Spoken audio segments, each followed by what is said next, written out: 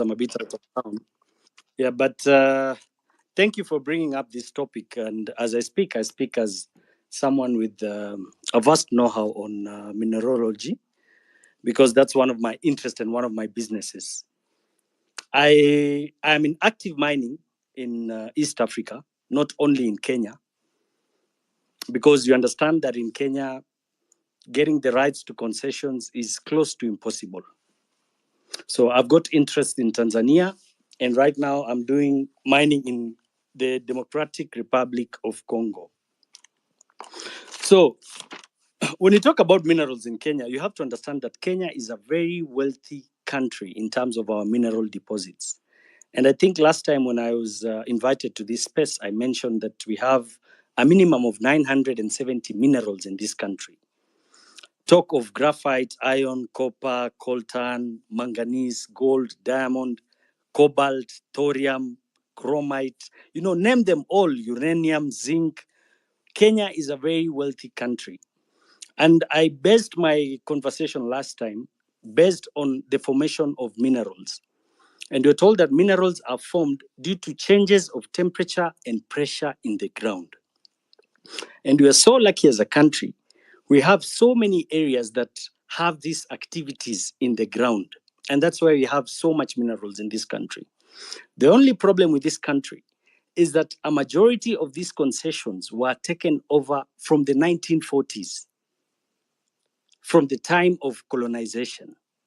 And the majority of the concessions that are owned by the blacks, or rather Kenyan natives, are owned by the big families, and they use these concessions as briefcase companies. So what most of these people do is they use these concessions and get borrowings or fundings from what you call hedge funds, and they don't really put them to use. Number two, the majority of miners who are actively mining in Kenya are doing it in secrecy. When I talk of secrecy, there is a very poor structure on the government to audit and understand the extent of mining activities from these companies that are mining in Kenya. We are told, as per the Ministry of Mining, that mining contributes less than 1% of Kenya's GDP, which really does not make sense. And the majority of minerals that are exported, the government earns royalties of about 3 to 4 to 5% only. And as per the 2016 Act, I think it's the 2016 Act of the mining, we are told that the sharing of royalties is 70% to the government, 20% to county governments, and 10% to the communities. The Ministry of Mining in itself says from 2016 to date, they have collected about 14.7 billion shillings. And from these 14.7 billion shillings, remember, the 10% and the 20% that is supposed to go to county governments and communities has not yet been disbursed. So we go back to structure. We also have a very bad structure when you talk of mineral exploration in Kenya. And I think it has been done by design because the cabals who control the mineral concessions in Kenya will not accept any Tom, Dick, and Harry to own or have a mining license in this country. That is why some of us, Apollo, it's good you asked me that question, will prefer to go and do mining in Tanzania because it's a business I know, I understand, and I have a passion for. Because I can get licenses easier there. I can get my returns in due time, and same as even countries like Congo. So you talk of some of the biggest companies that are doing mining in Kenya. I heard you mention Taita Taveta, and you said there's a value of about 260 billion. That is even way below the real figures of our mineral deposits in Kwale.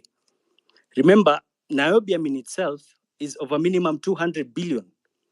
I want to tell Kenyans that in the Kwale area, in the area of, Taita Taveta, we have the largest deposits of diamonds in this country, which are controlled through proxies, and they are controlled by the biggest diamond company in Africa known as De Beers, who have fronts here to secure the area, and they're not doing mining at the moment. So when you talk of the issue of the airport, Apollo, I'm glad you clicked and understood that one of the major activities, and that's why these people need the airport, is because of the mining factor. A country like Base Titanium, Base Titanium is a company that does mining in Kwale. I remember when they opened up their investment in the year 2022, they invested about $280 million to do mining for the titanium. And titanium is a mineral used as a pigment in house paint, plastics, and all those other stuff. 8 months down the line, Base Titanium had declared that they had made 350 million US dollars in less than a year. So you can imagine, within a year, these people had gotten their money back, and they've been mining ever since, till to date. We don't know how much the real figures they're mining there. The government is not earning enough royalties from the extracts of the mineral activity. So we need proper structures. Number two, I'd like to touch on the issue of the airport, because I think today that has been one of the bone of contention. And I want to tell Kenyans that a time has come where we really have to open our heads and understand what is happening in this country and the world at large. Most of us perceive this cell as a normal cell. But when you sit down and understand the scope at which this cell or this list is being drawn at, it raises a lot of questions. Many a times I've mentioned to Kenyans that there is a big global agenda to transform governance of the world to what we call a one world order agenda. And I've mentioned enough times that Kenya has been chosen as the pilot country for these implementations. Now, in one of their policies in the New World Order agenda, they are very open and clear, and they call themselves what we call liberal states. They have a thinking that they are going to convert sovereignties of other countries to one world government, which will be liberal. When I talk of liberal, it means countries without borders. And that is why the president, many times, he's been suggesting issues to do with abolishing of visas and opening up our borders. Now, look at what is happening in Europe today, or a country like America. As we speak today, there is so much chaos in the entire Europe, even UK. In London today, civil war they're at a brink of civil war. Why? They created policies to open up their borders and infiltrated immigrants purposely to bring in these immigrants to create chaos in the country. So when you look at this Adani deal in Kenya, in my own perspective and what I know and understand, is that this is not just a business transaction or a business venture. Adani is being used as a front company by the globalists to ensure they take over our most strategic transport hub, and that is the airports. Because the moment they will have control of our airports, they will have control of what is going in and coming out into this country. The moment they have control of our airport, they will dictate every other movement of staff and people and products and commodities in this country. So this is not just a matter of business transactions, and that's why it's not making sense. How can people propose to invest an investment out of 100%, which is about 2.5 billion? They're saying 53% will be financed by JKIA, 30% will be a borrowing, and for the borrowing, they need the title deed, which is about 4,500 acres. So in basic terms, it is total control of the airport. And the reason why they want to take over that title deed, that is in the essence, in case there is change of governance, there is no way we can take back our airport. Now, Kenyans need to understand that there are so many activities happening in this country that no one is speaking about. One of the biggest activity, and it is the biggest business in the world today, is not drug trade or ammunition trade or contrabands. The biggest thing happening and the biggest business happening in the world today is what we call human trafficking. And it is very sad that Kenyans are not discussing this issue.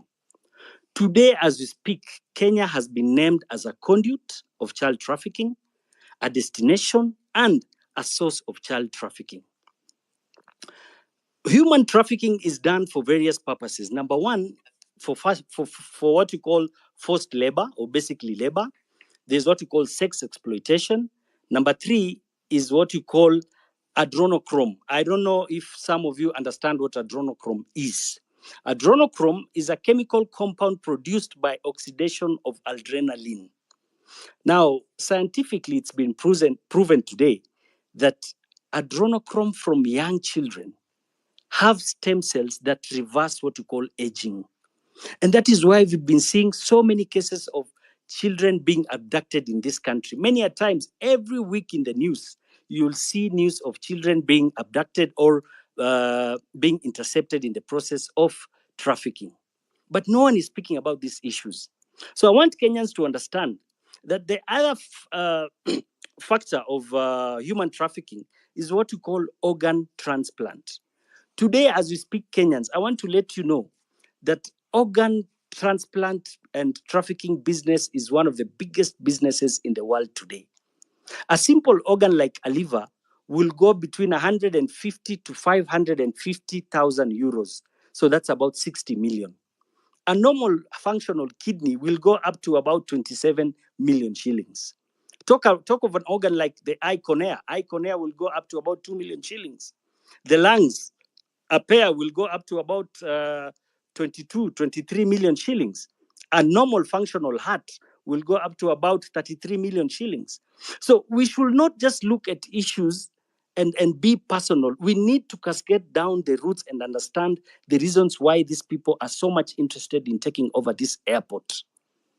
Remember, they're saying they will ensure they do a complete overhaul of all the workers at JKIA.